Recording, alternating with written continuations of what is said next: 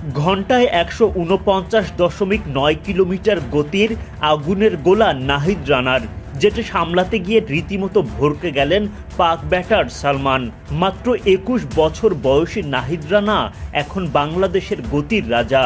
ঘন্টায় ১৫০ কিলোমিটার গতিতে বোলিংয়ের স্বপ্ন নিয়ে জাতীয় দলে আসেন এই পেসার। সেই স্বপ্ন পূরণের সঠিক পথেই তিনি পাকিস্তানের বিপক্ষে তুললেন একের পর এক গতির ঝড়। নাহিদ রানার বলে দিনভর সতীর্থরা করেন একের পর এক ভুল। বহু প্রতীক্ষার পর সাফল্য দেয় ধরা। অধিনায়ক নাজমুল শান্ত আর ভুল করলেন না, দারুণভাবে লুফে নেন রিজওয়ানের ক্যাচটা।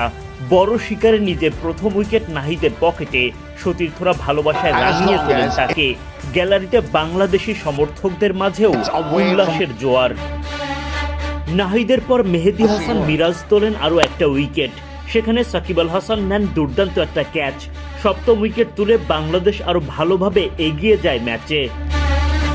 ওই উইকেটের রেশ কাটতে না কাটতেই আরও একটা উইকেট তোলেন মিরাজ। তিনি পূরণ করেন উইকেটের হালি। পরে অবশ্য মিরাজ দেখা পান ফাইফারেরও। এদিকে তাসকিনের বলে বাউন্ডারি লাইনে চোখ ধাঁধানো ক্যাচ সাকিব আল হাসানের। হাসি ফোটে টাইগার প্রধান নির্বাচকের মুখে।